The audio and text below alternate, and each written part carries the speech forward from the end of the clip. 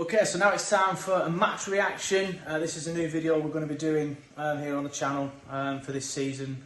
Anyone can get involved. We're going to be doing a few for this game week after the Man City defeat, and then just uploading them to the channel 3, 4, 5. I'm not sure how many we've got coming in this week, but you can get involved if you want to for the next game. You just basically have to record yourself talking about the game for minimum 2 minutes. To anywhere to about 10 minutes. You'll do well to get to 10 minutes, to be fair. Film it in landscape on your phone, it's fine. You don't need to be in a studio or anything like that, like some of us are when we're doing the full-time show and stuff. And yeah, just get involved. It's just a match reaction video where we chat about the match, because the 60-second review, it's good, I like it, but sometimes I can't say all I need to say. Nathan will be doing it, Neil, who you see on the channel a lot, Sam, and I think one of the lads from the website, Dale, might be doing one this week, but sorry if I've thrown you under the bus there, Dale, and you don't end up sending one in. But yeah, if you want to do it next week, just give us a shout. Well, not next week, because we don't have a game, and then we'll crack on from there. But yeah, enough of that. Let's talk about Burnley 0, Manchester City 3. As I've just said in the 60-second review, I thought we played well. And we just got beat by a better side. There were patches of stuff that wasn't great. Thought we gave the ball away a little bit too much in the first half. But then it feels harsh saying this when you play City, doesn't it? Because it's City, you're going to give the ball away because they're going to close you down quicker because they're better. You know, they're the European champions for a reason, treble winners for a reason. But yeah, I thought Trafford played really well. I'll just chat about the new lads for a second. I thought Trafford played really well. Made some decent saves. Passed it out from the back wall. There were a couple of moments where I thought he held onto it for a little bit too long. But I know this is the style that they've been told to play in, so he probably would have booted it in a different team. Maybe playing for Bolton last season, he'd have just booted it, but Vinny's told him to play that way. Hopefully now, the lads who have been here a lot longer understand obviously that we play that way, and we have done for a while, so they'll make themselves available quicker. Not that I have any criticisms that they weren't doing that today, if I'm honest with you. Word on Corley Oshaw. There's definitely a player in there, isn't he? He's so rapid with the ball and without the ball. Really, really fast. It's just his decision making that we're letting him down a little bit tonight. He played well, but just being super critical. I thought his decision making wasn't the best, but it's a young lad, you know what I mean? It's going to come. There's a player in there. He's a gem. He's going to be a very, very, very good player. And when he's older, he's a rough diamond, as they say.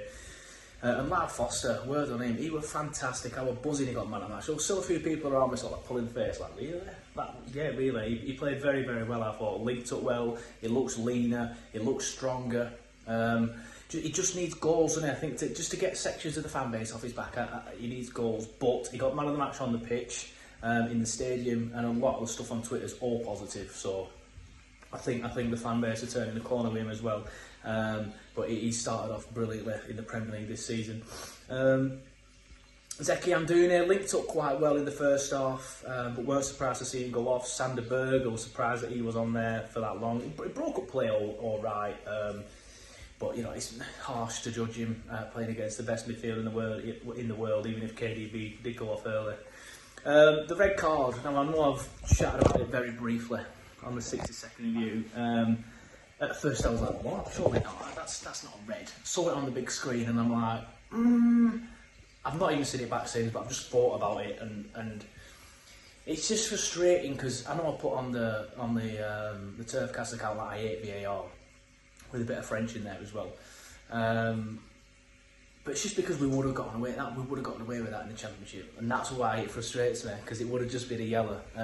It's just a harsh lesson tonight, isn't it, for Zaroury? He's not played in the Premier League before. He's not aware of how VAR. Well, he obviously is aware, but he's not been experienced VAR and how it works in that sense. So it's a harsh lesson for Zaroury. He won't be diving in like that again. I do think VAR sometimes doesn't take into account the fact that both of the players were flying, and Zaroury's not just gone flying in with his foot up. The foot shouldn't have been up. In 2023, it's a red card, unfortunately. 10 years ago, it wouldn't have been. But yeah, with VAR, that's a red. But yeah, that's it for my match reaction. I think we'll be all right. We responded well to their goal. That finish on Holland, the guy's a joke. The first one, sorry, not the first one, the second one. But the first goal could have been defended better, if I'm honest. I haven't seen the other one because it were at the other end. I was sitting in Jimmy Mike, but yeah, I'm relatively pleased. It wasn't 5-6-0 like it usually is, and we played well in parts. I'm very surprised to see certain pundits writing us off already. All right, it's Richard Keys. What the fuck does Richard Keys know? The guy's an idiot.